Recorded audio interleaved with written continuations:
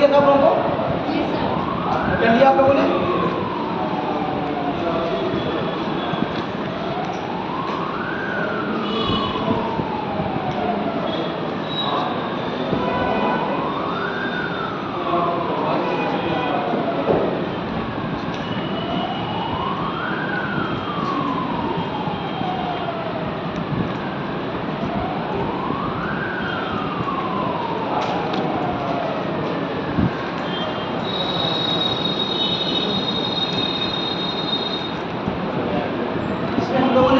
लगभग देशांतर सबको पता है?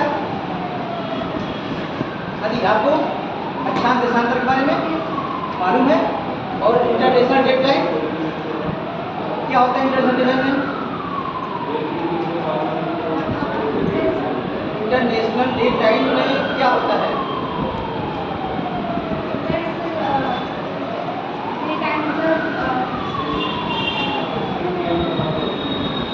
जहाँ क्या होता है वो कैलेंडर क्या करता है, वो कैलेंडर निर्धारित करता है, ठीक है?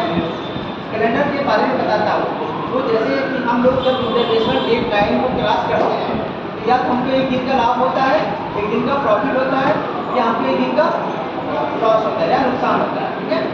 यहाँ से हम लोग क्या करते हैं, जैसे हम लोग हमने बताया था आपको शुरुआत में, आप लोग समझ नहीं पा रहे हैं क्या 0 डिग्री है, क्या है ये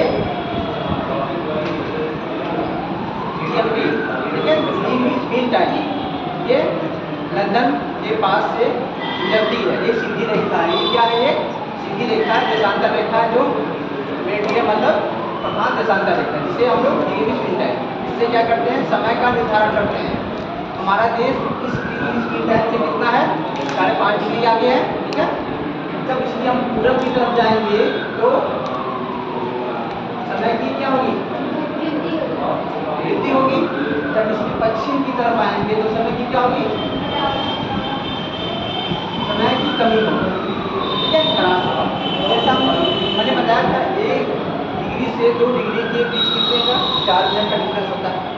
जो मान लीजिए 15 डिग्री है, कितने मिनट होंगे, 4 मिनट, 15 चौको 60 मिनट, ठीक है? जितना अक्षांश रहेगा उसमें हम 4 का क्या करेंगे, गुणा कर देंगे, ठीक है? जितना अक्षांश रहेगा उसमें हम 4 का गुणा कर देंगे, उसके बाद में वो टाइम निकल जाएगा, ठीक है? समझ में आया? इसके बाद जब हम जाते हैं यहाँ पर 180 होता है ना, आपको कितनी पसंद था, 180 होता है। ये क्या हो गया, इंटरनेशनल डेट लाइन। ये क्या है आपका, वही चीज़ें हैं, मतलब देशांतर रेखा है। लेकिन अगर इधर हम जाएंगे तो टाइम बढ़ता जाएगा, फिर क्या हो जाएगा, ये 12 घंटे हो जाएंगे, घर की तरफ 12 घंटे आगे, ठीक है? अगर मान लीजिए यहाँ सोमवार के 12 बज रहे हैं, सोमवार के 12 बज रहे हैं, तो यहाँ पर मुश्किल क्या हो जाएगा, सोमवार को दोपहर के 12 बज रहे हैं, तो यहाँ पर 180 पर क्या हो जाएगा, रात के 12 बजेंगे, ठीक है? इसके बाद जब इधर आएंगे तो यहाँ टाइम क्या होगा, लॉस होगा। इसकी तरफ जाएंगे तो टाइम बढ़ता जाएगा, तो फिर यहाँ पर क्या होगा, मान लीजिए यहाँ 25 तारीख रहा होगा, तो फिर यहाँ पर क्या हो जाएगा, 24 तारीख होगा, क्योंकि ये क्या है, पश्चिम साइड में है। तो जब हम इधर से मतलब पूरब की साइड से जब बच्चे नापते हैं इंटरनेशनल डेट लाइन, तो क्या हमें एक दिन का क्या होता है और एक्स्ट्रा मिल जाता है, यानी एक दिन का मुझे क्या होता है, लाभ होता है।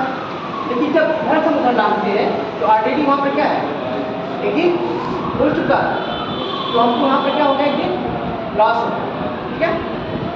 समझ में आया? नहीं अब समझ में आया, ठीक है? ये चीज़ है।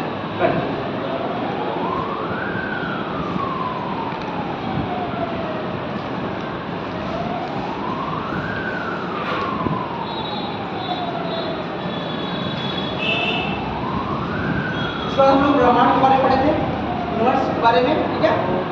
जो पृथ्वी पर है, पृथ्वी से अगर हम जहाँ तक देखते हैं नंगी आंखों से और दूरबीन की सहायता से, जो भी जितने भी आकाश को देखते हैं, क्या होता है उसमें हमें जो भी चीज़ें दिखाई देती हैं ब्रह्मांड में आती हैं।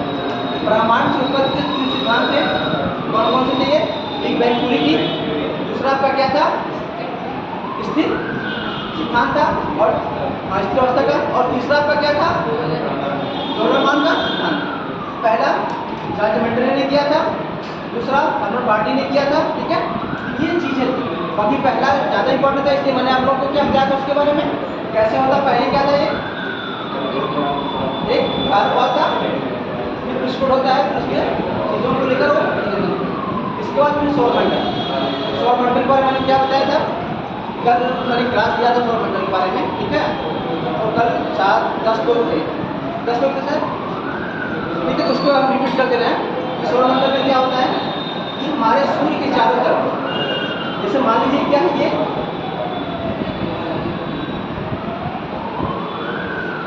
ये आपका सूर्य, इसके गुरुत्वीय क्षेत्र में जितने भी पिंड आते हैं, जैसे ग्रह हो गए, पृथ्वी हो गया, उल्का पिंड हो गया, वो भी होता है उल्का पिंड,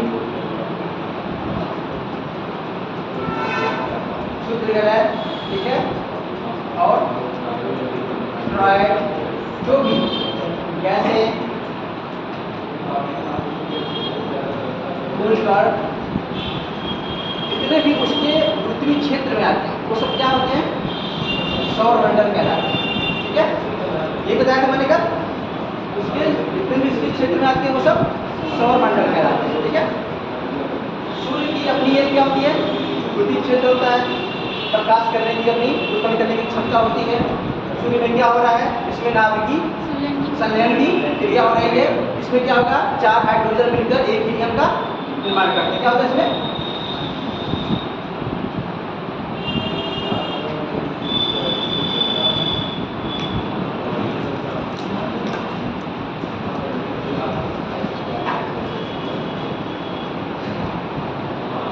क्या होता है, हाइड्रोजन हीलियम में क्या होता है, कन्वर्ट हो रहा है। और ये मतलब 4 चीजें, 4 हाइड्रोजन मिल रही हैं, तो नाभिकीय संलयन, 4 मतलब 4 नाभिक मिल रहे हैं, तो क्या हो रहा है, नाभिकीय संलयन हो रहा है, उससे अपार ऊर्जा हो रही है, ऊष्मा की उत्पन्न हो रही है। ठीक है, तो यहाँ पर ये चीजें हो रही हैं और ऊर्जा उत्पन्न हो रही है। फिर पूछा गया था कि सूर्य में कौन सी क्रिया की वजह से हमें प्रकाश या ऊर्जा मिलती है, तो क्या होगा उसका, नाभिकीय संलयन की क्रिया के कारण होगा। ठीक है, ये चीजें हो गई आपकी। इसके बाद हम लोग ने देखा था कि कितने ग्रह हैं सौरमंडल में, हम ग्रह देखे, ग्रह में कितने थे, 8 ग्रह थे। पहले 9 था, लेकिन 2006 में क्या हुआ, उसको निकाल दिया, क्योंकि वो ग्रह की जो होता है क्राइटेरिया, ग्रह बनने के लिए, ग्रह बनने के लिए क्राइटेरिया होता है, उसको वो फॉलो नहीं कर रहा है। ग्रह बनने के लिए क्राइटेरिया क्या होता है, होना चाहिए, और हम किसी दूसरे ग्रह की जो कक्षा है उसका आक्रमण ना करें। पहला नंबर होता है उसका अपना एक पृथ्वी क्षेत्र होना चाहिए, क्या होना चाहिए उसका एक,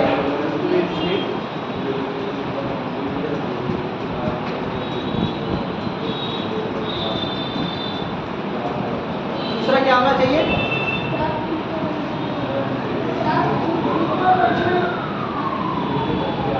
उसके अगर बगल का क्षेत्र क्या होगा, साफ सुथरा होना चाहिए। क्या हुआ है उसका क्षेत्र,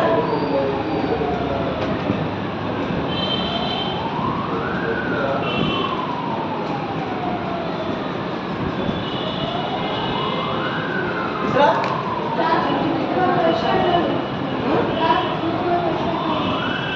ये हो गया ना, सर सूर्य की परिक्रमा करनी चाहिए। देखिए क्या नाम चाहिए, वो सूर्य की परिक्रमा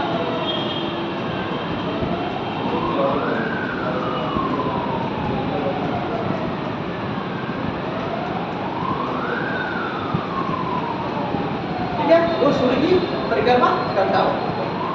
चौथा क्या है वो, किसी दूसरे आकार में हाँ आकार तो ठीक है, आकार उसका था, ग्रह का जो प्लेटो का आकार था उसमें कोई दिक्कत नहीं। उसका क्या होना चाहिए, किसी भी क्षेत्र को डिस्टर्ब ना करता हो, अपने पड़ोसी लोगों को वो क्या करता है, उसके मार्ग में बाधा न उत्पन्न करता। क्या होगा, पड़ोसी ग्रह के, क्या लिखना आपको, पड़ोसी ग्रह के मार्ग में बाधा उत्पन्न ना करता।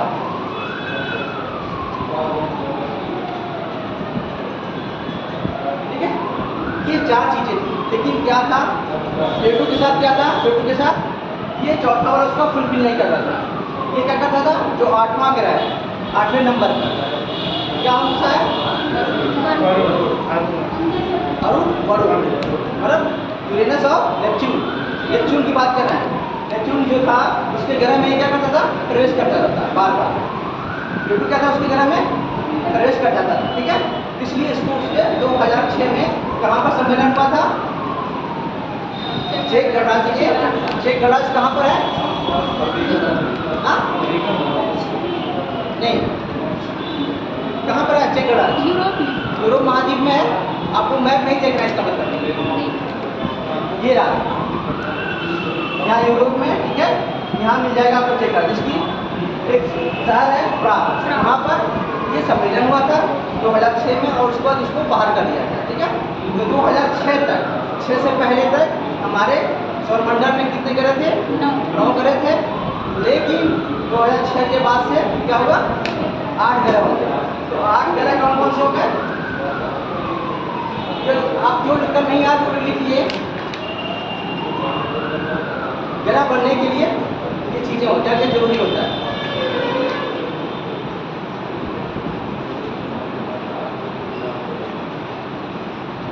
जैसे मान लीजिए ये सूर्य हो गया, इसके बाद सूर्य के सबसे नजदीक कौन सा ग्रह होगा, बुध। बुध को मरक्यूरी कहते हैं, ठीक है। बुध और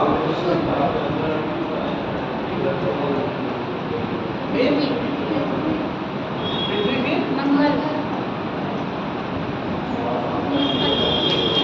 बृहस्पति, ठीक है। इसके बाद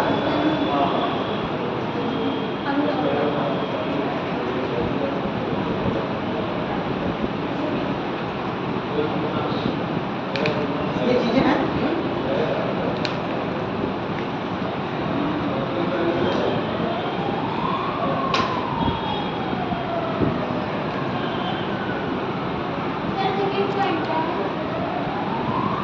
कौन सा,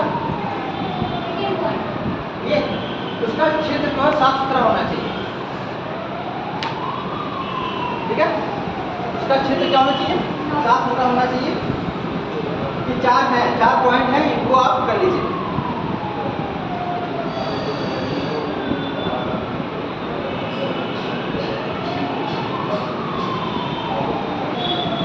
इसके बाद इन ग्रहों के बारे में जानकारी एक एक करके हम लोग लिखेंगे कल, और हम एक बार बता दे रहे हैं आप लोगों को, ठीक है।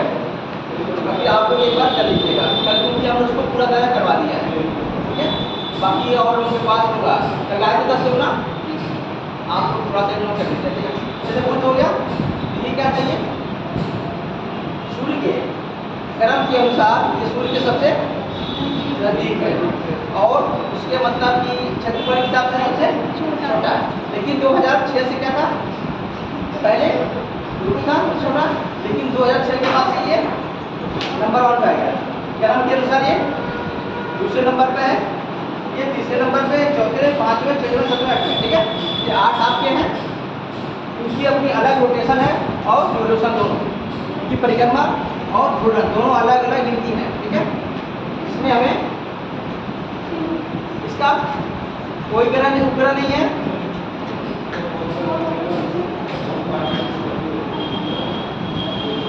बुध और शुक्र के कोई उपग्रह नहीं है, ध्यान रखिएगा। पृथ्वी का, चंद्रमा है, मंगल का 2 है, फोबोस और डीमोस, बृहस्पति के लगभग 95 के अराउंड, ठीक है। सबसे ज़्यादा शनि के भी लगभग इतने ही, लेकिन सबसे ज़्यादा बृहस्पति के पास है, ध्यान रखिएगा। यह रहता है फिर अरुण और वरुण, ठीक है। ये सब चीज़ें हो गई आपकी। इसके बाद ये देखना है कि जो पृथ्वी है ये पश्चिम से पूर्व की तरफ क्या करती है, पश्चिम से पूर्व की तरफ। लेकिन 2 है, शुक्र और अरुण, ये है क्या करते हैं, ये पूरब से पश्चिम की तरफ से रोटेट करते हैं, ध्यान रखना है, ये डिफरेंस है। बाकी सबका शुक्र और अरुण का छोड़कर बाकी सब पश्चिम से पूर्व की तरफ, बाकी ये दोनों कैसे हैं, पूरब से पश्चिम की तरफ, ठीक है, तो रोटेट करते हैं। इसके बाद हम लोग आए थे तारों के बारे में, ठीक है। तारों के बारे में मैंने क्या कहता, तारा जो आता है उसका जो निहारिका होती है, जो होता था निबुला, उसमें क्या होता है जब सारे मतलब संलयन की क्रिया होती है तो उसमें विस्फोट होता है, उस टाइम तारे का निर्माण होता है, जो उसकी नर्सरी क्रिया आती है ब्रह्मांड। ठीक है, उसमें क्या होता है, न्यूट्रॉन तारा, व्हाइट ड्वार्फ तारा, रक्त दानव सब उसी से होते हैं। ये मैंने लिखाया था आप लोगों को कि 1.4 ms से जो क्या होता है 1.4 ms से जो ऊपर होता है, जो नीचे होता है उसको क्या कहते हैं,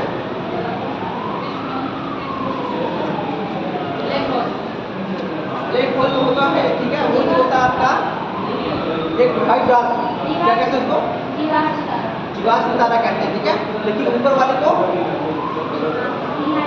आप लोग न्यूट्रॉन तारा पढ़ नहीं रहे हैं, इसका मतलब जो मैंने लिखाया है अब वो रिपीट नहीं कर रहे हैं उसको।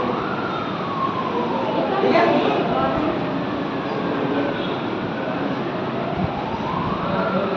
ये चीजें हो गई आपकी। इसके बाद आज हम लोग देखेंगे चंद्रमा के बारे में। चंद्रमा बचा है थोड़ा सा, उसको देखेंगे। ठीक है, लेकिन आप ध्यान, जो लोग नहीं क्लास लिए थे इसको आप एक बार किताब को अच्छे से पढ़िएगा। ठीक है, आपको नहीं समझ में आता है फिर मुझसे पूछिएगा, लेकिन किताब को क्या करना है, पढ़ना है। आपको किताब पढ़ना है। अगर आपके पास किताबें नहीं हैं तो लाइब्रेरी में किताबें रखी हैं, शायद दृष्टि की है। ठीक है, हिंदी मीडियम में रखा हुआ दृष्टि की, उसको पढ़िए आप, तो बढ़िया से सहायता होगी। ठीक ठाक है,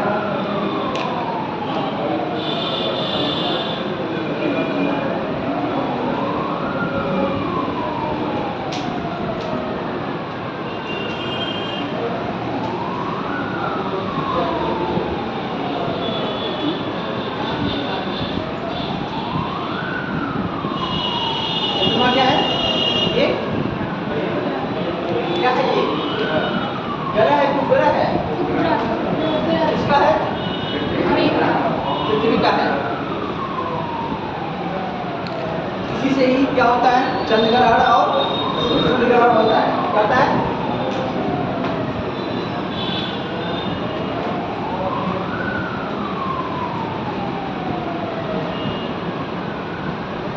तो बताया मुझे चंद्र ग्रहण क्या होता है, कैसे होता है। जब सूरज और चंद्रमा के बीच में पृथ्वी आ जाती है तो मतलब वहाँ पे क्या होता है, मान लीजिए ये क्या है, ये मान लीजिए ये सन सूर्य है, क्या है ये, और जब सूरज और चंद्रमा के बीच में पृथ्वी आ जाती है तो वहाँ पर ठीक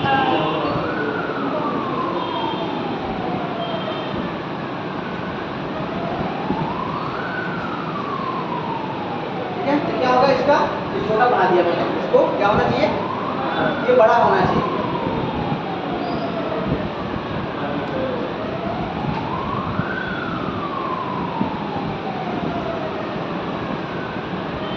अब क्या हो गया यहाँ पर,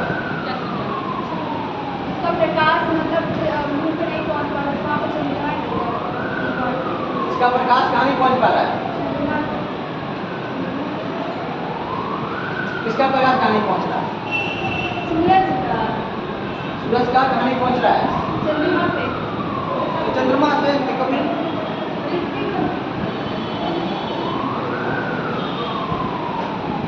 और कोई बताए,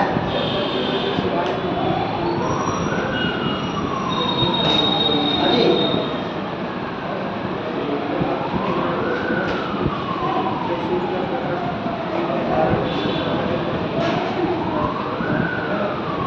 सूर्य ग्रहण और चंद्र ग्रहण कैसे होता है, ये बताइए आप।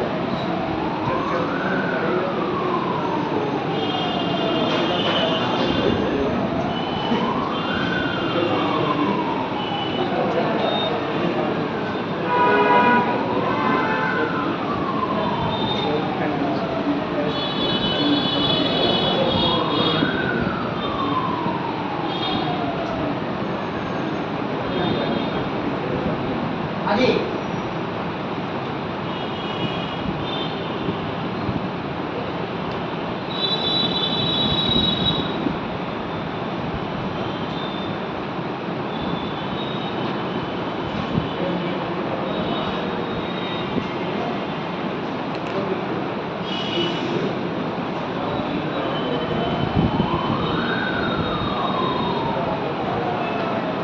सूर्य ग्रहण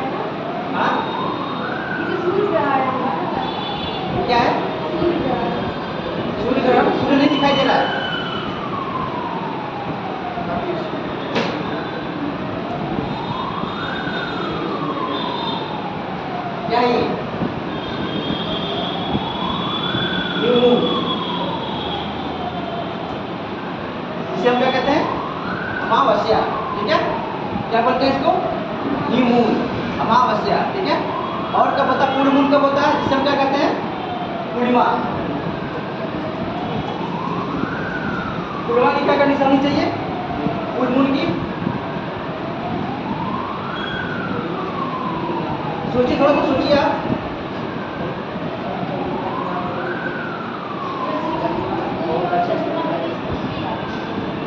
जब इसके बीच में क्या होगी?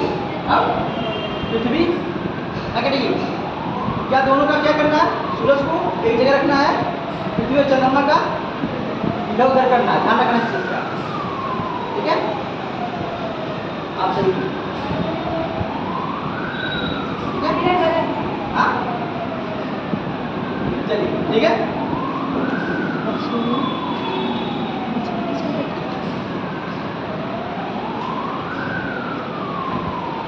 और मुझे बताइए, हम चंद्रमा का सिर्फ एक ही पार्ट क्यों देखते हैं? हम लोग क्या दिखता है? आधी पार्ट लाइट नहीं पहुंच जैसे हम लोग चंद्रमा का सिर्फ क्या करते हैं? एक ही पोर्शन देख पाते हैं, एक ही फेस देख पाते हैं। दूसरा फेस क्यों नहीं देख पाते हैं? हाँ? नहीं समझते। पृथ्वी का अपने दौरे से ज्योति है। और कोई?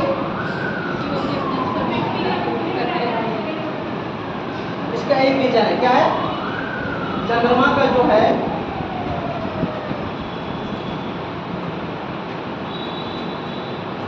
घूर्णन और परिक्रमण दोनों गति क्या होती है? लगभग बराबर होती है। इसलिए हमको क्या करता है? एक ही फेस दिखाई देता है। ठीक है, ऐसा में ठीक है। चलिए इसके चंद्रमा के बारे में बात करते हैं।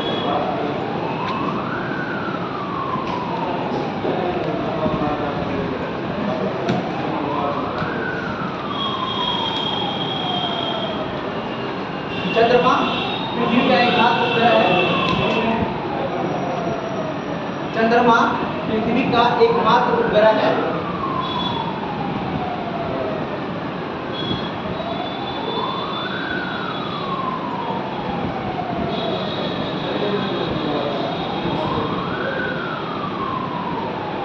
चंद्रमा और पृथ्वी के बीच की दूरी, चंद्रमा और पृथ्वी के बीच की दूरी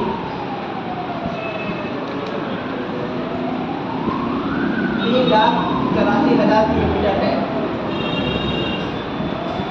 चंद्रमा और पृथ्वी के बीच की दूरी 3,84,000 किलोमीटर है।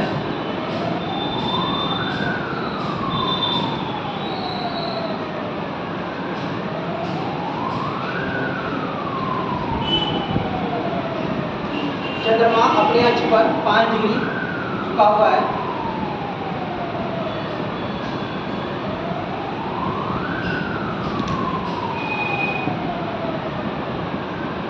चंद्रमा अपने अक्ष पर 5 डिग्री झुका हुआ है।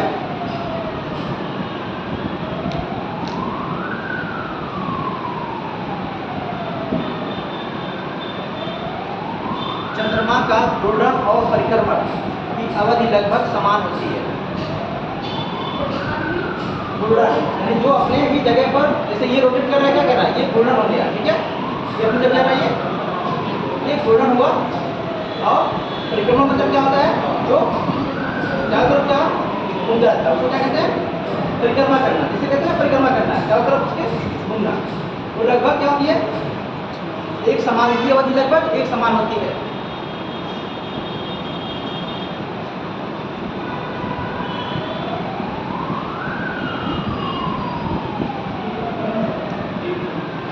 जो 27 दिन 7 घंटे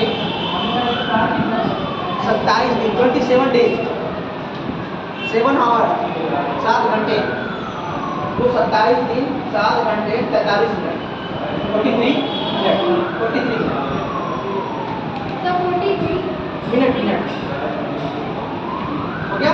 43 मिनट है, यानी इनका घूर्णन और परिक्रमण लगभग 27 दिन 7 घंटे और 45 मिनट का, ठीक है। और इनका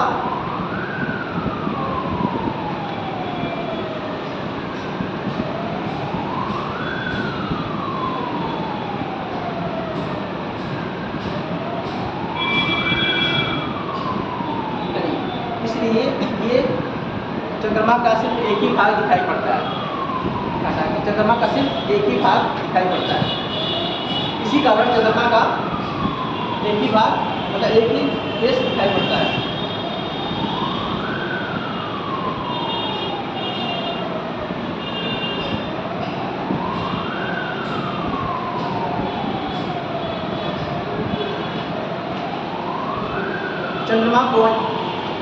चंद्रमा को हम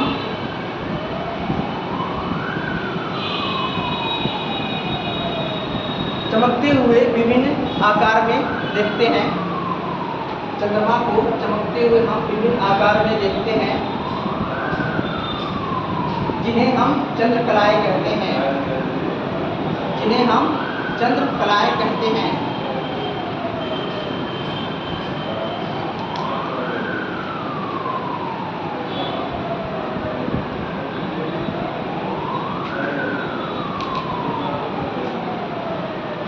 चंद्रकला हम समझते हैं, जैसे कभी फुल मून होता है, फिर हाफ मून होता है, फिर क्या होता है न्यू मून होता है, छोटा बड़ा होते जाता है। जी, तो वो चीज़ें जो होती हैं साइकिल जो चलती हैं उसको क्या कहते हैं हम लोग चंद्रकला कहते हैं। वो अपनी कलाएँ क्या हर स्टेज पर थोड़ा थोड़ा बदलता है। आपने देखा कभी हाफ टर्न दिखता है, कभी थोड़ा सा 1/3 दिखाई देता है, कभी 1/4 दिखाई देता है, दिखता है। तो उस तरह जो भी चीज़ें बनती हैं वो चंद्रकलाएं कहती हैं। वो अपनी कला को कलाएं जो होती है चेंज करता रहता है स्टेप बाय स्टेप। जैसे हम लोग क्या करते हैं, उसका क्या होता है 1 से 14 दिन तक क्या होता है शुक्ल पक्ष होता है, कृष्ण पक्ष होता है ना, अंधेरी रात और उजाली वाली रात। तो कृष्ण पक्ष और शुक्ल पक्ष कभी विलोम भी पूछा जाता है। कृष्ण का विलोम क्या होगा शुक्ल होता है, ठीक है। तो ये चंद्रकलाएं देखिए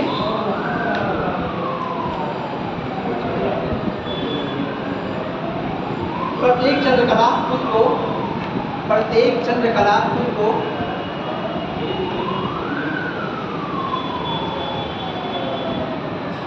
प्रत्येक चंद्रकला खुद को 29.5 29.5 दिन 29.5 दिन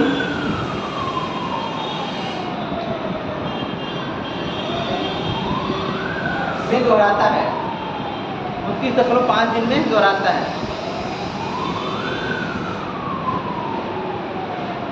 ठीक है। अब लिखना है क्या न्यू मून यानी अमावस्या, न्यू मून।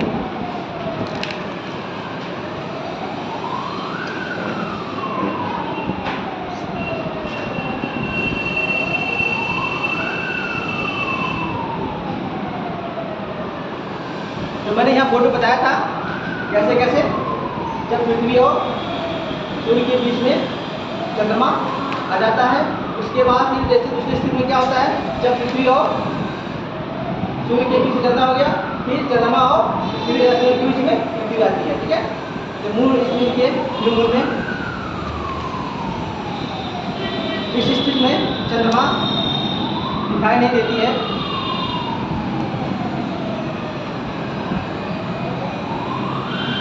इस स्थिति में चंद्रमा दिखाई नहीं देती है। 29.5 दिन में दोहराता है, इसके बाद बस अब अमावस्या न्यू मून अमावस्या।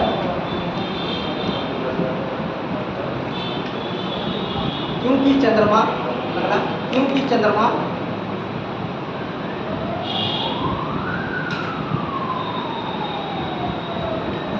सूर्य और पृथ्वी के बीच में, क्योंकि चंद्रमा सूर्य और पृथ्वी के बीच में होता है।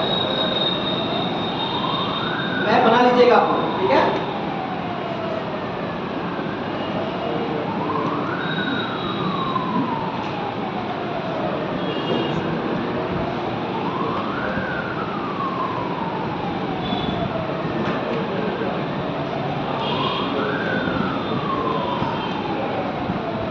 बना लीजिएगा, ठीक है वहाँ पर।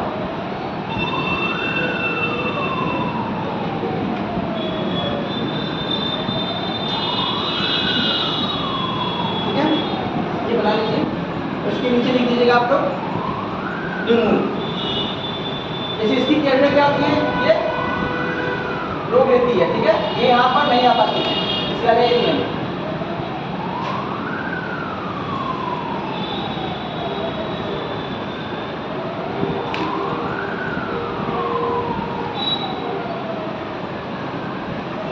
जिससे चंद्रमा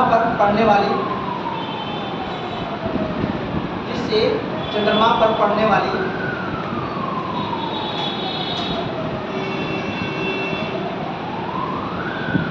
सूर्य की रोशनी, जिससे चंद्रमा पर पड़ने वाली सूर्य की रोशनी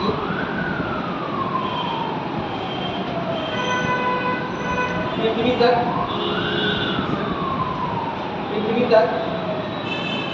नहीं पहुंच पाती है,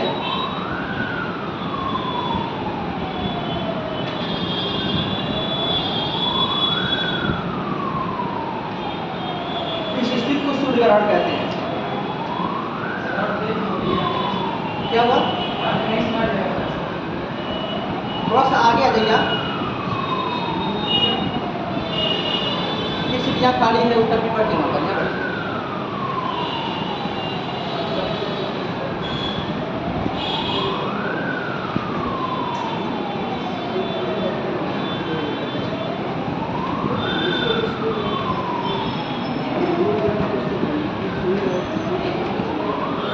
इस स्थिति को क्या कहते हैं? सूर्य ग्रहण कहते हैं। आप बताइए सूर्य ग्रहण कैसे होता है? आप चंद्रमा और पृथ्वी और सूर्य की स्थिति क्या होती है? हाँ, नहीं पहुंच पाती, इसलिए क्या कहते हैं? सूर्य ग्रहण। ये अमावस्या के दिन होता है, कोई जरूरी नहीं हर अमावस्या के लिए सूर्य ग्रहण हो, ठीक है। चलिए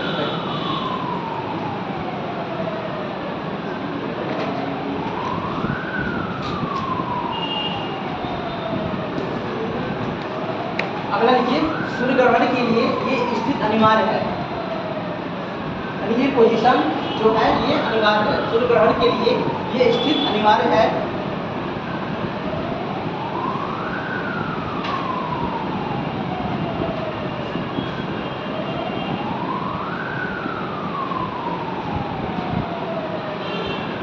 लेकिन प्रत्येक अमावस्या को सूर्य ग्रहण नहीं होता है, कोई जरूरी नहीं है प्रत्येक अमावस्या भी सूर्य ग्रहण हो, ठीक है।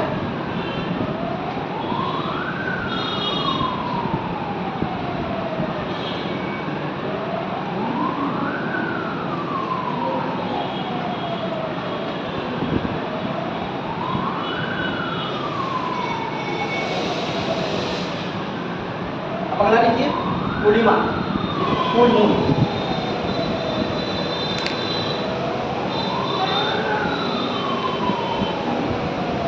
पीछे से चुपचाप आगे बढ़ जाएगा ये, ठीक है।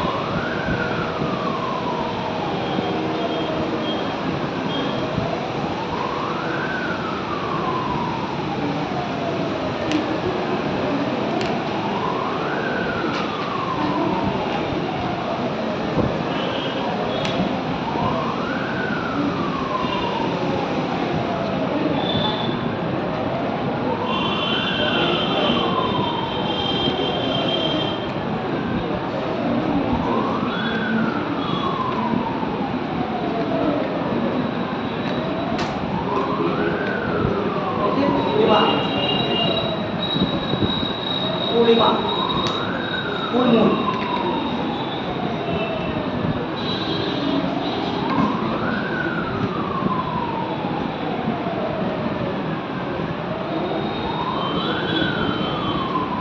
इस स्थिति में चंद्रमा पूरा दिखाई देता है। इस पोजीशन या स्थिति में चंद्रमा पूरा दिखाई देता है।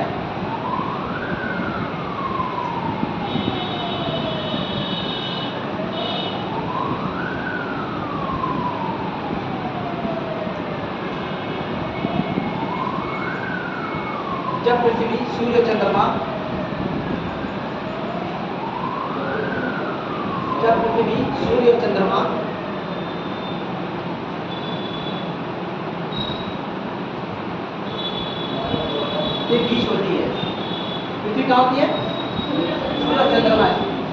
लेकिन यहाँ के लोग क्या करते हैं, चंद्रमा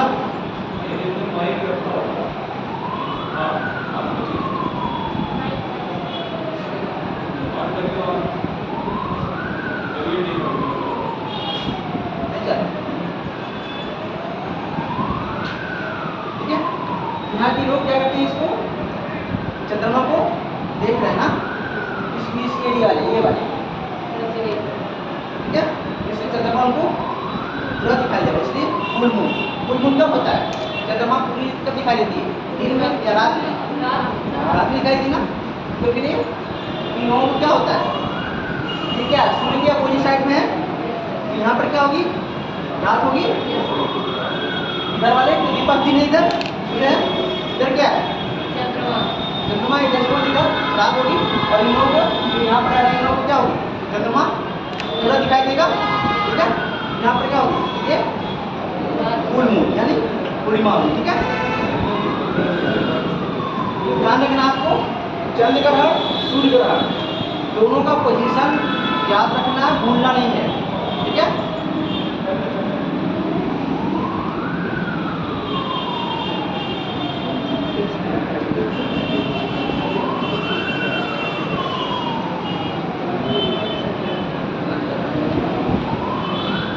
देखिए चंद्र ग्रहण के लिए ये स्थिति आवश्यक है,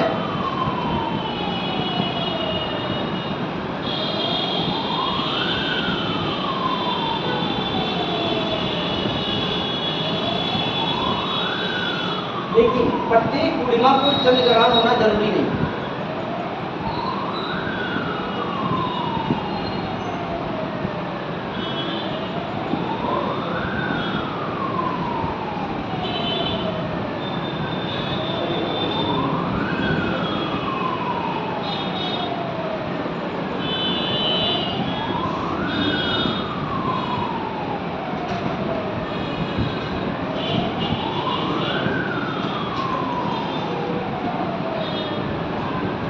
इसके बाद आता है सुपर मून। क्या होता है,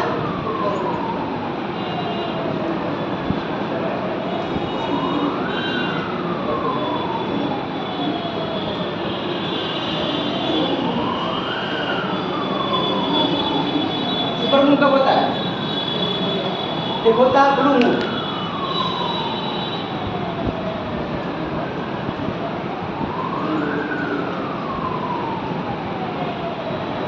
जब चंद्रमा क्या होता है, पृथ्वी के सबसे नजदीक होती है, ठीक है, उस समय क्या होता है, चंद्रमा ज़्यादा चमकीला होता है और हमको ज़्यादा चमकीला दिखाई पड़ता है। जब वो नजदीक होगा पृथ्वी से तो क्या होगा, चमकीला दिखाई देगा, उसे सुपर मून कहते हैं। क्या कहते हैं, सुपर मून कहते हैं। अब ब्लू मून, चंद्रमा पृथ्वी से जब चंद्रमा पृथ्वी से नहीं, वो तो अलग कंडीशन है, उसको हम क्या कहते हैं, जब चंद्रमा पृथ्वी के नज़दीक होती है तो क्या कहते हैं, पेरिजी। जैसे हमने बताया था अपसौर और उत्सव, तो जब चंद्रमा और पृथ्वी के क्या होगा, नज़दीक होगी तो उसे क्या बोलेंगे, अपूर्व और जैसे अपोजी और क्या कहते हैं, पेरिजी। हिंदी में अपभू और उपभू। अपभू मतलब अधिकतम दूर होगा, ठीक है, उपभू मतलब नजदीक, ठीक है, पेरिजी मतलब नजदीक हो और अपोजी मतलब दूर, ठीक है। तो ये, और वहाँ पर मैंने बताया था आपको क्या, शुरू वाले में अपसौर और उत्सव। आज कितना तारीख है, 4 जुलाई। तो मैंने बताया था 3 जनवरी और 4 जुलाई में क्या था, तो 3 जनवरी में क्या होता है, सबसे ज़्यादा निकट होता है, सबसे निकट होता है।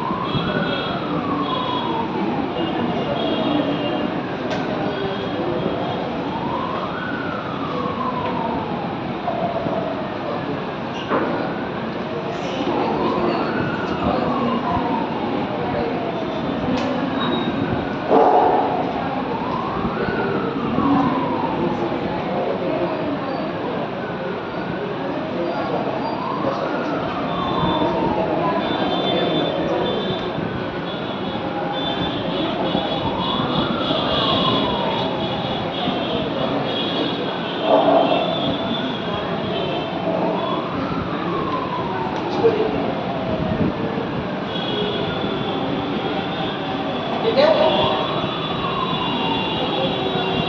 सुपरमून कब होता है? जब चंद्रमा पृथ्वी के नजदीक होती है। और ऐसे क्या है?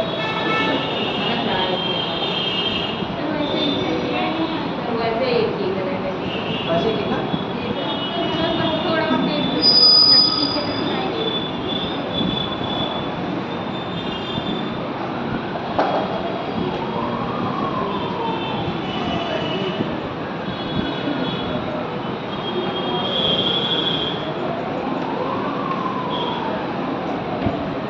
ठीक है। सुपरमून कब होता है? जब चंद्रमा पृथ्वी के सबसे नजदीक होती है, उससे हमें चमकीला दिखाई पड़ता है, उसे हम सुपरमून कहते हैं। ब्लू मून कब होता है? जब एक कैलेंडर माह में 2 पूर्णिमाएं हो जाती हैं। क्या होती हैं? एक कैलेंडर माह में 2 पूर्णिमाएं होती हैं। जब एक कैलेंडर माह में 2 पूर्णिमाएं होती हैं तो दूसरी पूर्णिमा क्या कहते हैं हम लोग? ब्लू मून कहते हैं। ठीक है।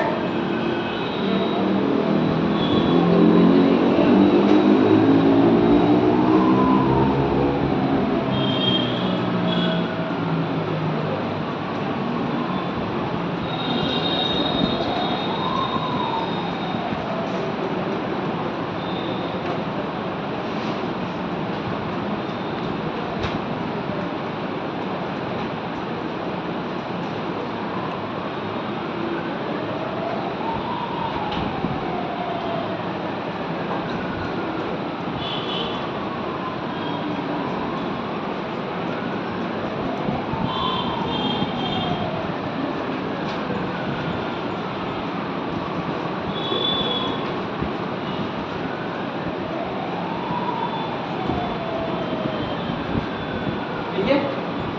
सुपरमून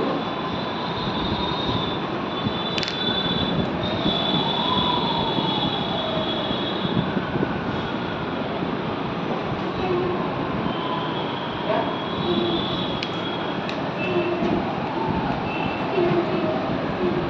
सुपरमून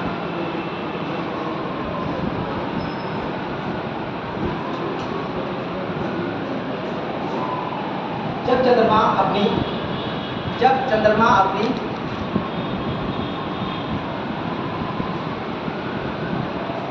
दीर्घवृत्ताकार कक्षा में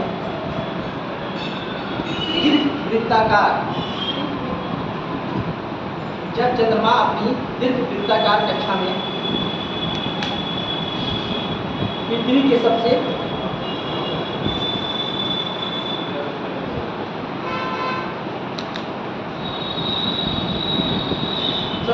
करीब होता है, पृथ्वी के सबसे समीप या करीब होता है,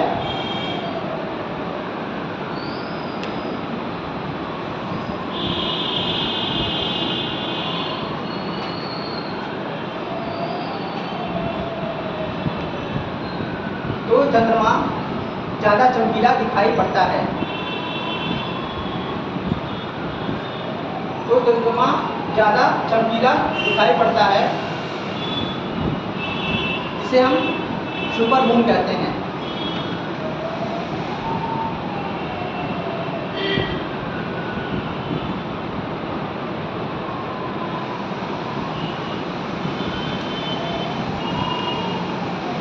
कल मैंने होमवर्क किया था, किलोमीटर गया था, मैंने कहा था दक्षिण अमेरिका का जितने देश हैं लगभग 15-14 जो भी देश हैं, उनके नाम, उनकी राजधानी याद करके लाइन ये मैंने बोला था। सारे याद है?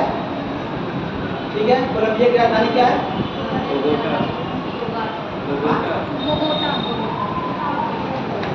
वेनेजुएला की? ब्राजील की?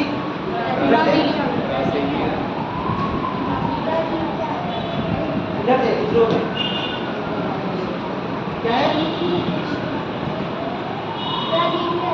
ठीक है। और अर्जेंटीना की इसरो में?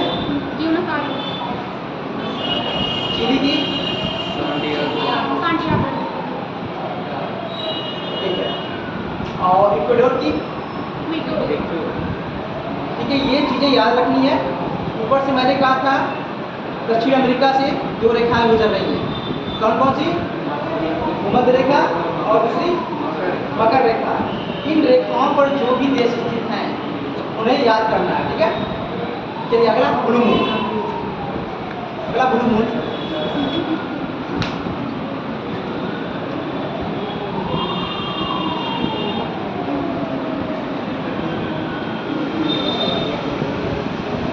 ब्लू मून जब एक कैलेंडर में, हाँ ब्लू मून जब एक कैलेंडर माह में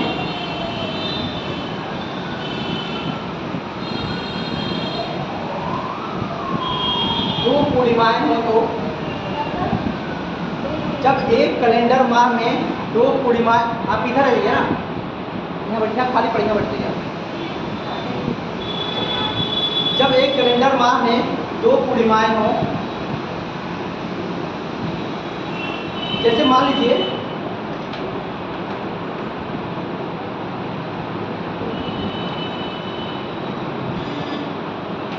2 अगस्त को, ठीक है, पहली पूर्णिमा पड़ी, क्या पड़ी? 2 अगस्त को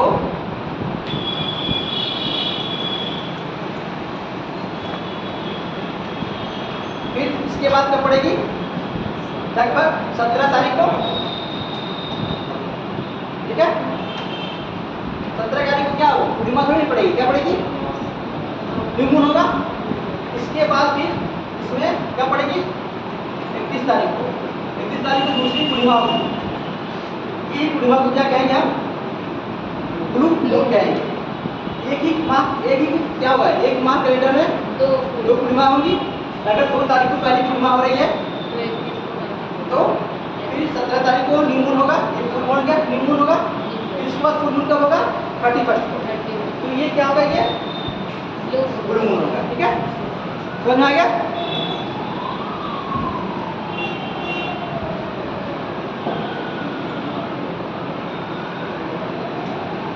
तो दूसरी पूर्णिमा का चांद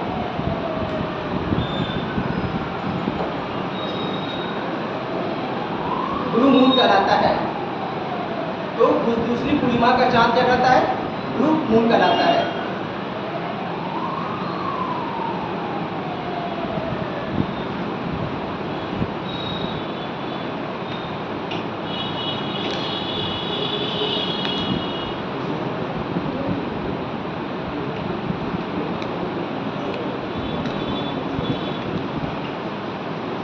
अगला ब्लड मून।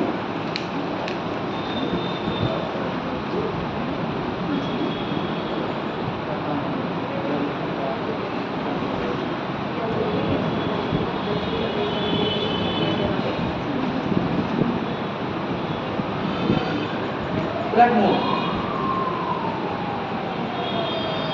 जब पृथ्वी चंद्रमा पर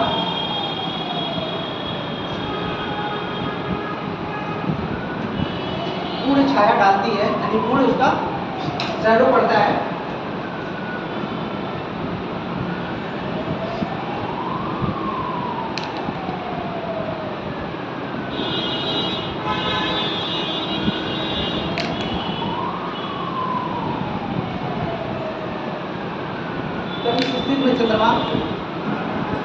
तब इस स्थिति में चंद्रमा लाल रंग का दिखाई देता है। इसे ही ब्लड मून कहते हैं। लाल रंग का दिखाई देता है, इसलिए इसे ब्लड मून कहते हैं।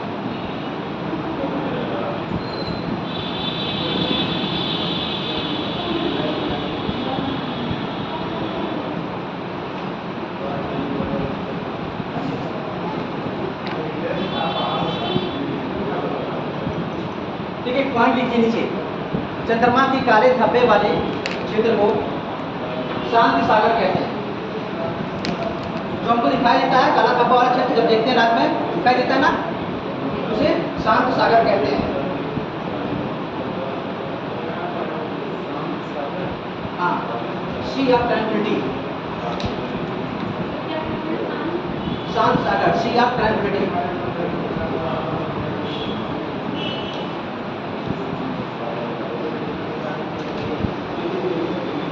चंद्रमा का गुरुत्वाकर्षण बल, अगला पॉइंट, चंद्रमा का गुरुत्वाकर्षण बल।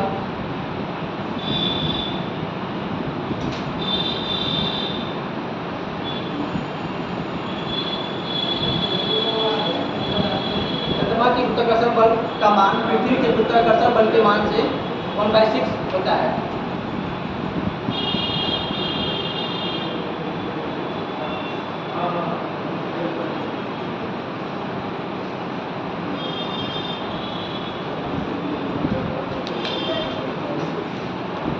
ये बताइए, पहला जो भेजा गया था चंद्रमा पर,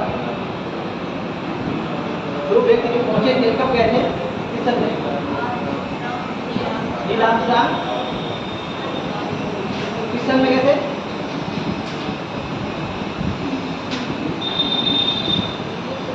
नहीं मालूम। यानी अमेरिका के जो 2 अंतरिक्ष यात्री थे चंद्रमा कब पहुंचे थे? कौन सा था उनका अंतरिक्ष यान, क्या था? अपोलो। कब? 1969 में। ठीक है, चलिए प्रोसेस कीजिए इसको।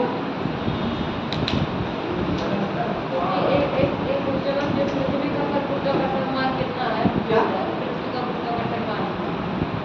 इसे हम लोग फिजिक्स में जब करते हैं 9.8 हाँ, उसका 16 होता है। चंद्रमा का क्या होगा? 16।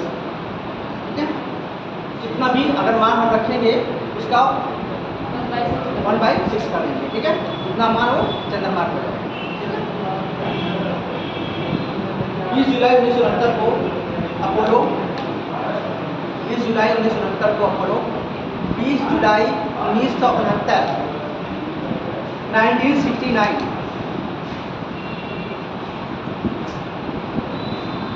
अपोलो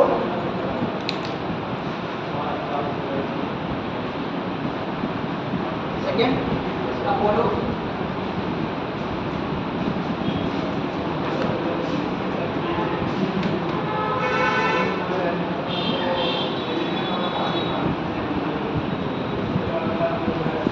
अंतरिक्ष यान में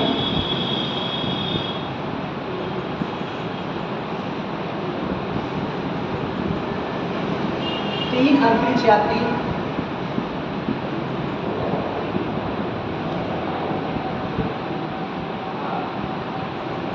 Neil Armstrong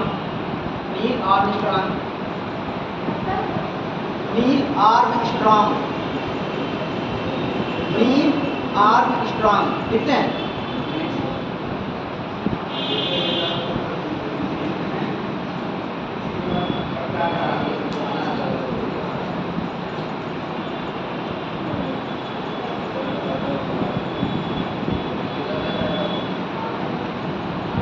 Michael कोलिस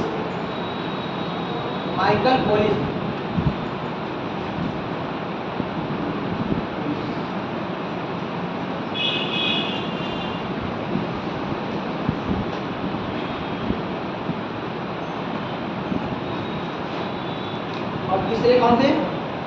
Edwin Aldrin.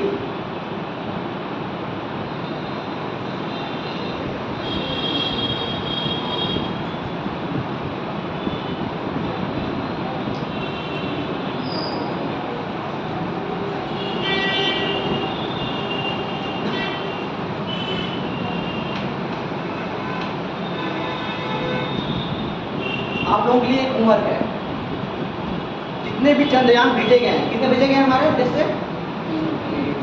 3 भेजे गए हैं। तीनों के बारे में लिख के लाना है। पहला कब भेजा गया? पहला चंद्रयान 2008 दूसरा और तीसरा। इसमें कौन सफल था, कौन असफल था? ठीक है, ये आपको लिख के लाना है। कितने शब्दों में? 50 शब्दों में। कितने लाना है?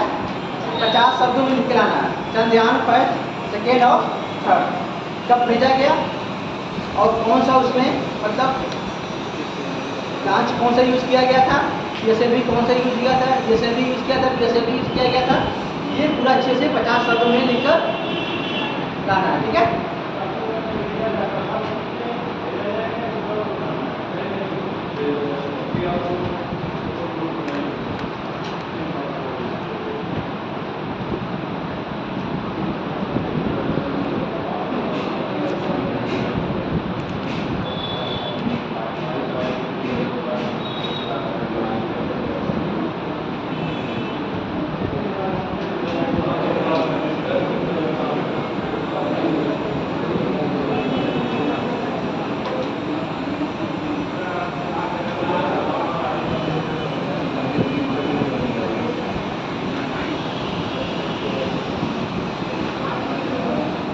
देखेंगे पृथ्वी की उत्पत्ति, ठीक है। ये दो हो गया ना, ये वाला पोर्शन, ये ठीक है। इसमें और जो बचा रहेगा वो लोग किताब से आप लोग एक बार जरूर पढ़िएगा। किताब से पढ़ना है, याद करना है, ठीक है, भूलना नहीं है। पृथ्वी की उत्पत्ति, देखिए पृथ्वी पर जितने भी चीज़ें हो रही हैं, लिखना नहीं, सुनिए, दिखाएंगे हम बात में, पहले समझ लीजिए। पहले आपको क्या करना है, समझना है, फिर हम दिखा देंगे आपको। पृथ्वी पर जितनी भी चीज़ें हो रही हैं ऊपर, चाहे उसका उत्थान हो रहा है या उसका पतन हो रहा है, जैसे कोई सरफेस उठ रहा है, कोई सरफेस नीचे की तरफ जा रहा है, ये सब क्या होता है, पृथ्वी के अंदर जो आंतरिक शक्तियाँ हैं उसके लिए वो जिम्मेदार होती है, ठीक है।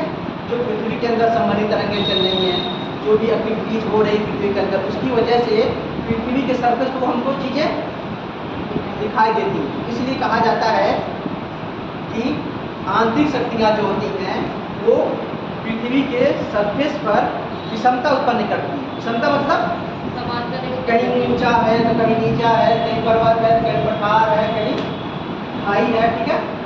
जबकि बाहरी शक्तियाँ कौन कौन सी हैं? बाहरी शक्तियाँ कौन कौन सी हैं? जैसे हवा हो गया, हिमानी हो गया, नदी हो गई, ये सब क्या करती हैं?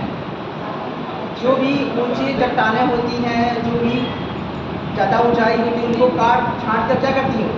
समतल करती हैं। तो आंतरिक शक्तियाँ क्या करती हैं? विषमता लाती हैं। और बाहरी शक्तियाँ यानी हवा हो गया, जल हो गया, हिमानी हो गई, नदियाँ, ये सब क्या करती हैं? जैसे नदियाँ क्या करती हैं? पर्वतों को काट कर उनके मलबे को लाकर कहाँ करती हैं? गड्ढे में डंप करती हैं, डिपोजिट करती हैं, ठीक है, ताकि वो बराबर करें। तो ये चीज़ें यानी जो आंतरिक शक्तियाँ होती हैं वो विषमता लाती हैं, जो बाहरी शक्तियाँ होती हैं वो समता लाती हैं, ठीक है। तो पृथ्वी की उत्पत्ति के संबंध में दो सिद्धांत दिए गए। पहला था, सर्वप्रथम किसने दिया था? कास्ट ने बफन ने, ठीक है, 1750 में, ठीक है। उन्होंने और दो सिद्धांत था इसमें। पहला सिद्धांत ये था कि अद्वैतवादी संकल्प, क्या था? अद्वैतवादी।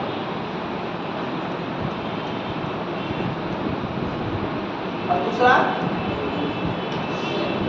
द्वैतवादी। अद्वैतवाद कहाँ मिलेगा? हिस्ट्री में किसने दिया था अद्वैतवाद? किसने था? शंकराचार्य ने दिया था, ठीक है। तो अद्वैतवादी मतलब पृथ्वी की उत्पत्ति सिर्फ एक तारे से हुई है। पृथ्वी की उत्पत्ति अद्वैतवाद में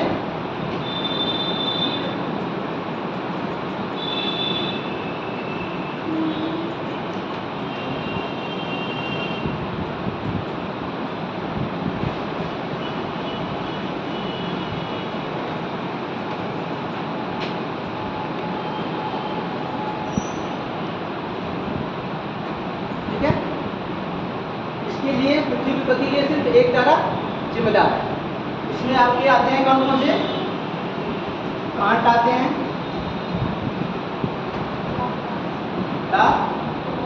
लास्ट, इनका क्या है? वायुग्रास की संकल्पना।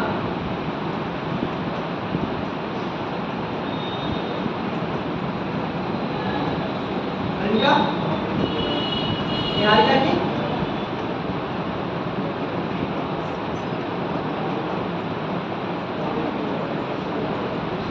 और भी लगे, लेकिन मेन यही दो हैं, और भी बहुत सारे हैं। और द्वैतवाद में इसमें दो तारे हैं। जैसे पहले कोई एक तारा था, मान लीजिए कोई एक तारा है और कोई साइड से तारा आ रहा है, चक्कर लगाता हुआ, ठीक है।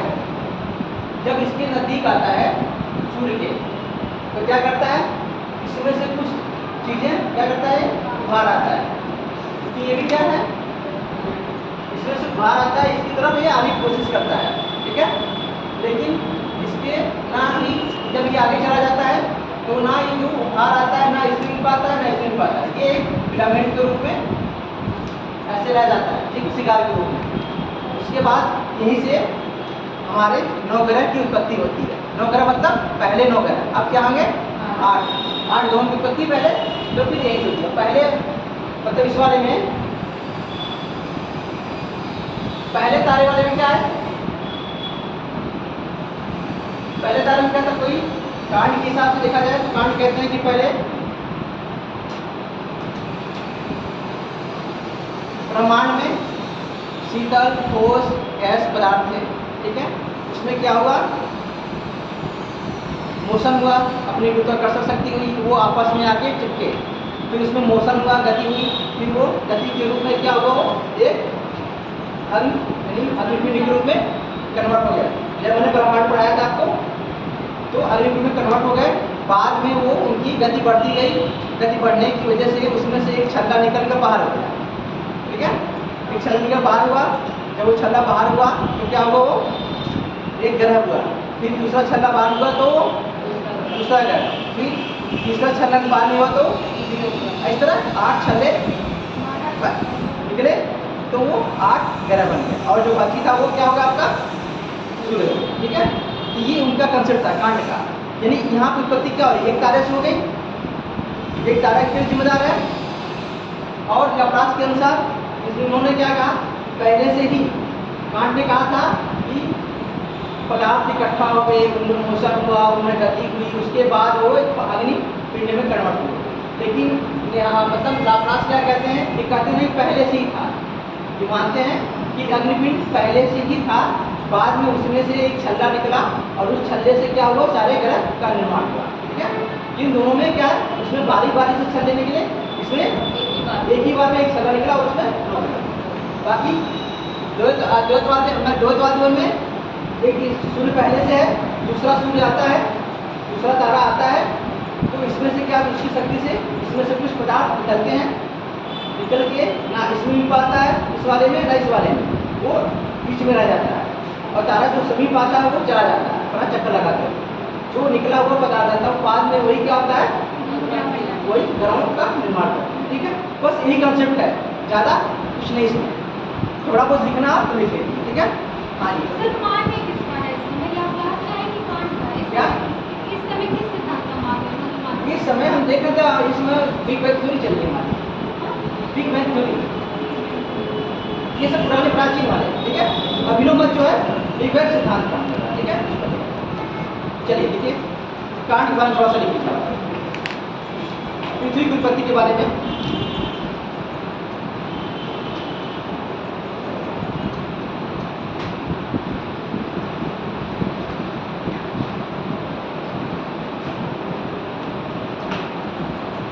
देखिए, पृथ्वी की उत्पत्ति से संबंधित 2 सिद्धांत दिए गए हैं।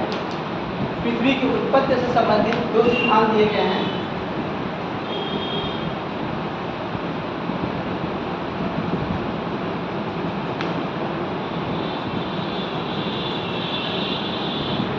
पहला अद्वैतवादी संकल्पना, अद्वैतवादी संकल्पना, हाँ अद्वैतवादी, अद्वैतवादी, ठीक है। इसमें क्या है, एक तारा जिम्मेदार है पृथ्वी की उत्पत्ति में, जिसकी सिंगल तारा, सिंगल स्टार, एक तारा। दूसरा द्वैतवादी संकल्पना, दूसरा द्वैतवादी संकल्पना, जिसमें 2 स्टार यानी 2 तारे, ठीक है।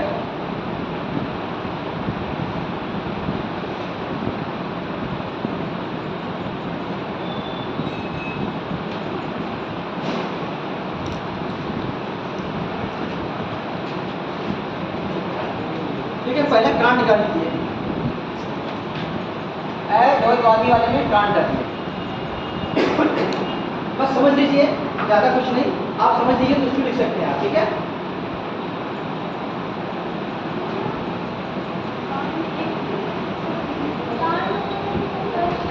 क्या हुआ,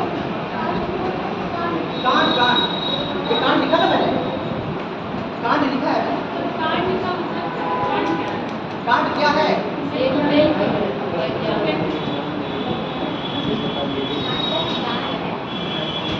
कहते हैं किताबों को पढ़ा करिए, आप लाइब्रेरी में पढ़ा करिए, ठीक है।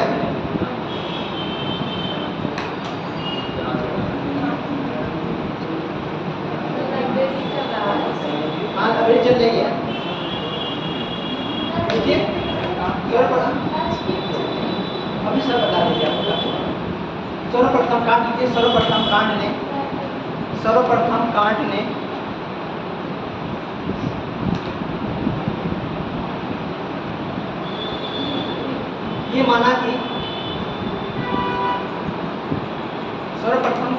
ये माना कि प्राचीन काल में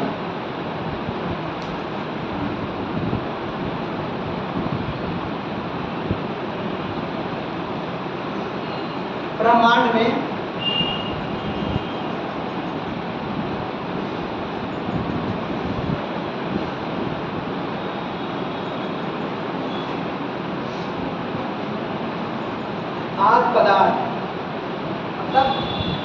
आद पदार्थ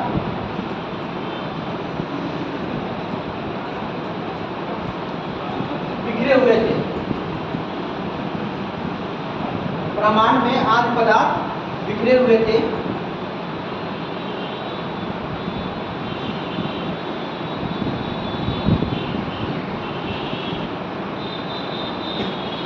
ये पदार्थ कठोर, शीतल और गतिहीन थे। ये पदार्थ कठोर, शीतल और गतिहीन थे।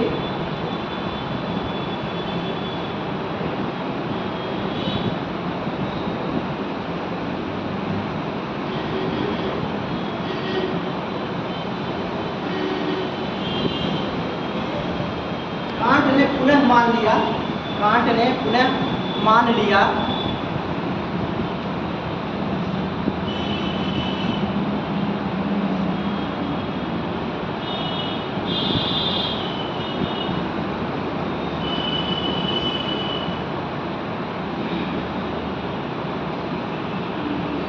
कि आपसी आकर्षण के कारण कांट ने पुनः मान लिया कि आपसी आकर्षण के कारण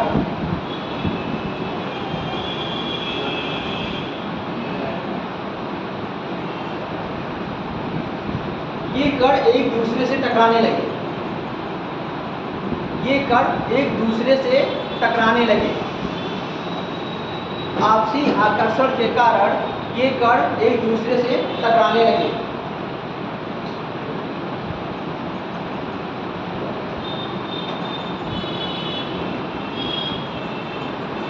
आपसी टकराव के कारण इनमें ताप और घूर्णन गति उत्पन्न होती है। इनमें ताप और घूर्णन गति उत्पन्न होती है।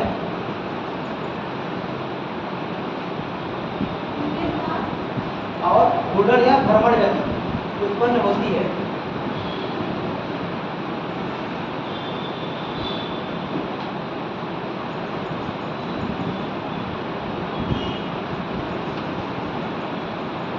जिसके कारण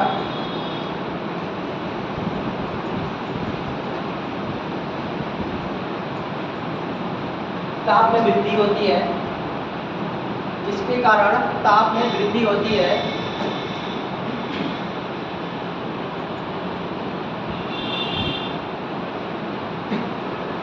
और ये एक वायव्य राशि में परिवर्तित हो जाता है, यानी ये गैसीय गोला में कन्वर्ट हो जाता है। वायु मतलब क्या होता है? गैसीय गोला।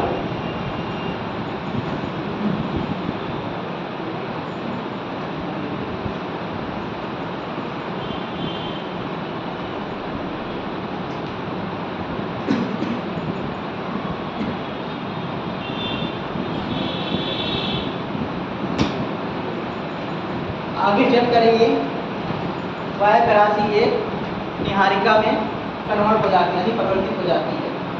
सप्त निहारिका में परिवर्तित हो जाती है। निहारिका नेबुला, हाँ।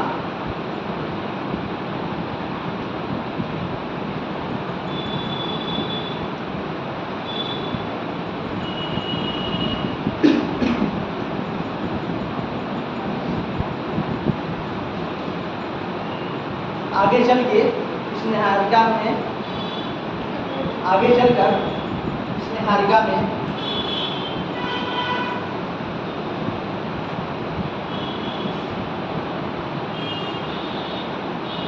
गति में वृद्धि होने लगती है।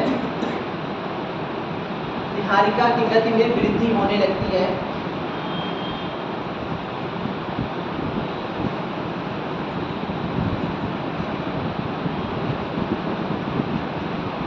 जिससे निहारिका के मध्य भाग में उद्भाग होने लगता है। जिससे निहारिका के मध्य भाग में उद्भाग होने लगता है।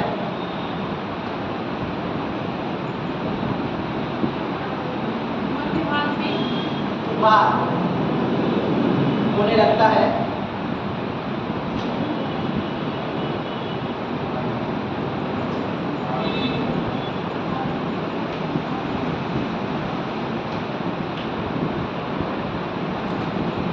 केंद्र पसारी बल के कारण, केंद्र पसारी बल के कारण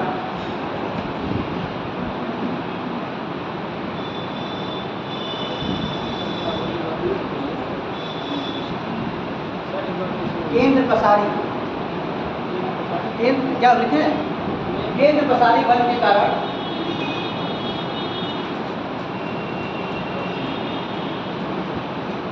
ये बल क्या करता है? एक केंद्र पसारी होता है और एक केंद्र पसारी होता है। क्या डिफरेंस दोनों में? सेंटर में लगाता है। केंद्र पसारी कहाँ करता है? ये बाहर की तरफ लगाता है। ये बाहर की तरफ करता है। जैसे हम लोग दूध से जब क्रीम निकालते हैं तो किस पर काम करता है? इसी बल पे करता है, बाहर की तरफ फेंकता रहता है। और दूसरा क्या होता है? केंद्र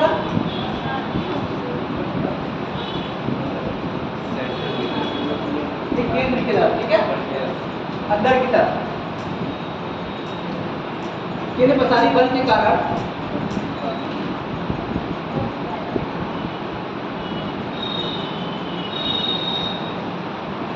पदार्थ का एक छल्ला निहारिका से बाहर निकल जाता है।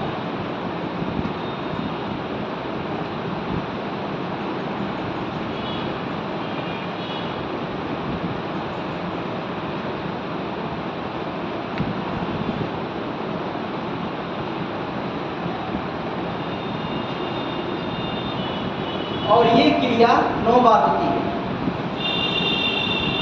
यानी एक छल्ला बाहर निकला, 9 बार हुआ तो 9 छल्ले बाहर निकले।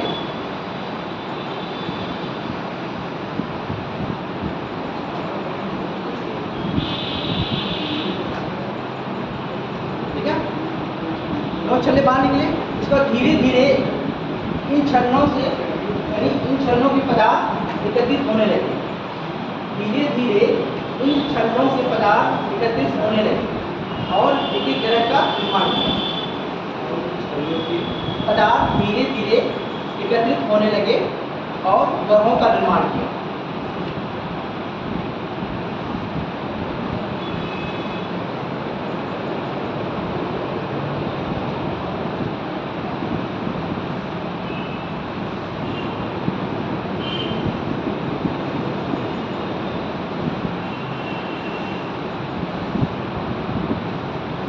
लेकिन इन पर भी क्या कहता है, बहुत सारे आक्षेप लगे। इन्होंने कहा कि वहाँ पदार्थ कहाँ से आए, उन्होंने बताया नहीं, पहले से बिल्कुल बताया इन्होंने।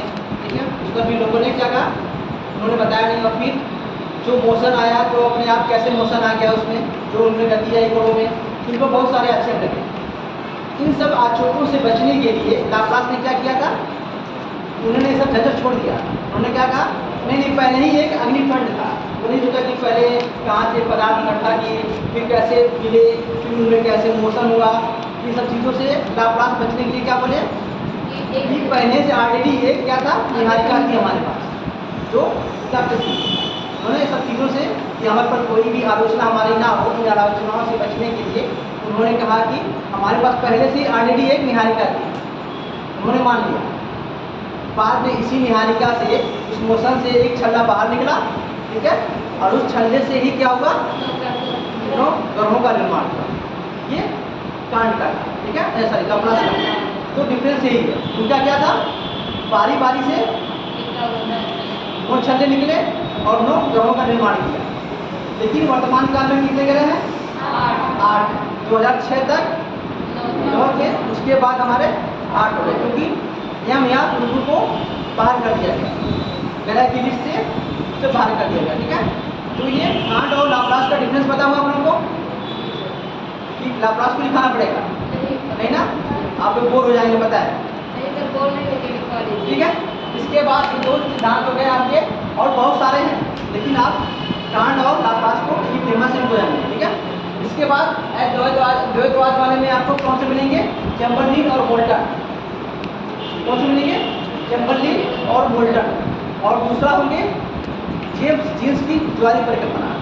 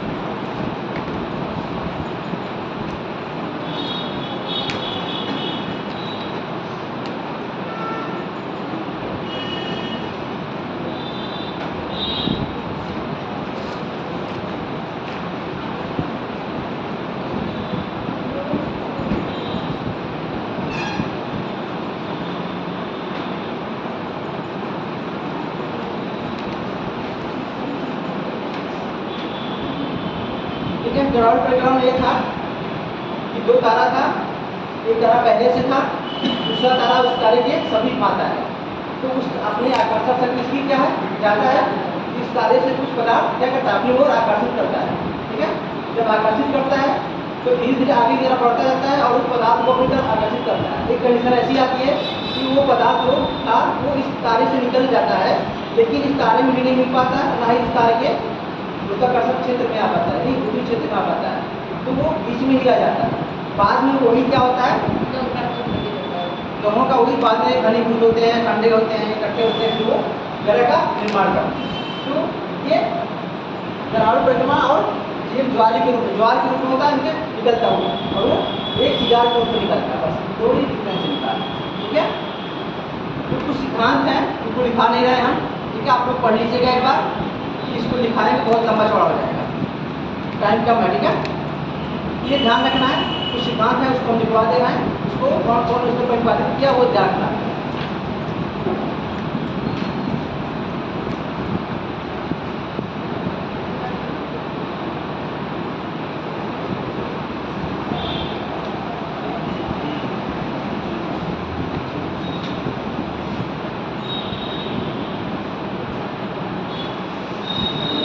देखिए, उच्छल तारा की परिकल्पना, ये संकल्पना है। उच्छल तारा की परिकल्पना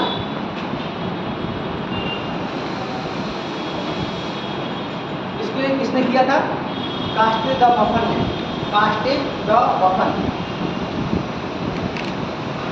उच्छल तारा की परिकल्पना, कास्टे द बफन।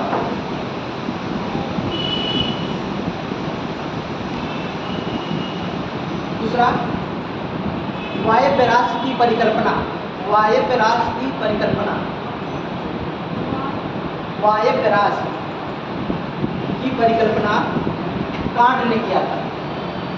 किसने दिया था? कांट ने। वायव्य राशि की परिकल्पना कांट ने, वायव्य राशि की परिकल्पना कांट ने।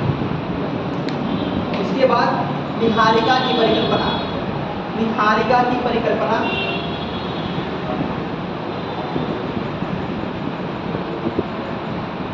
किसने दिया था? लाप्लास ने।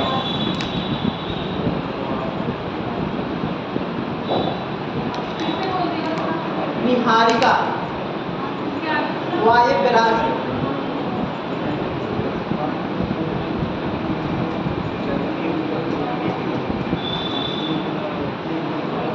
वायव्य राशि की परिकल्पना कांट ने। दूसरा निहारिका की परिकल्पना लाप्लास ने। और तीसरा उल्का पिंड। उल्का पिंड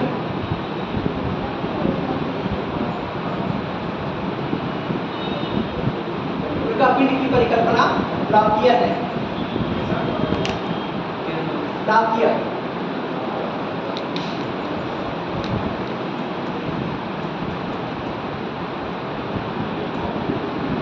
लाप्लास ने।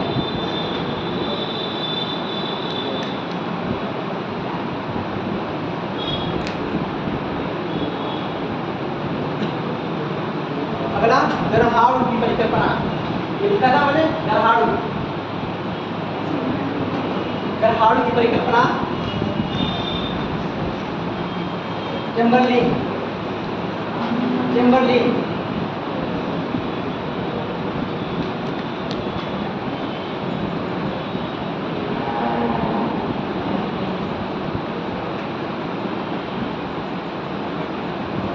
गरहाड़ू की परिकल्पना चेम्बरलिन ने।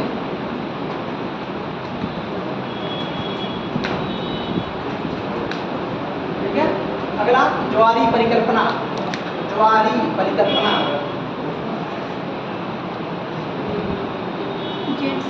हाँ जेम्स जीन ने दिया था।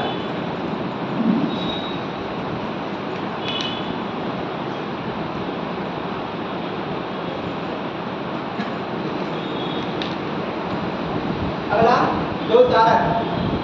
दो तारक परिकल्पना। दो तारक परिकल्पना रसेल ने।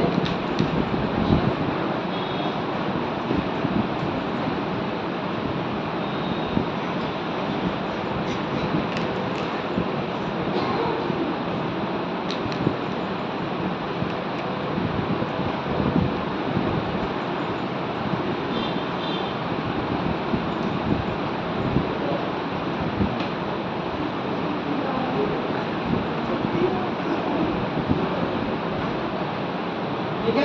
और भी बहुत सारी परिकल्पनाएं हैं। एक बार आप लोग ठीक है इसको देख लीजिएगा किताब में जाइएगा, किताब को पढ़िए एक बार। और मैंने होमवर्क दिया है क्या क्या चंद्रयान फर्स्ट रसेल दो तारक हाँ इसको दो तारक के नाम के ही दो तारक परिकल्पना दे दिया। ठीक है। क्या क्या हमने किया? साउथ अमेरिका हो गया हम लोगों का। साउथ अमेरिका में सारे कंट्री आप लोगों ने देख लिया। इनकी कैपिटल देख लिया। भूमध्य रेखा पर जो भी देश है और मकर रेखा पर जो भी देश है उनका आप लोगों ने देखा। कल का आपको तीनों चंद्रयान 3 चंद्रयान भेजा गया था। तीनों के बारे में 50 मिनट खिलाना है। इसके बाद आपको उत्तरी अमेरिका देखना है। उत्तरी मैप में क्या करना है? उत्तरी अमेरिका महाद्वीप को देखना है, उसमें कितने देश है। ठीक है। उनकी कैपिटल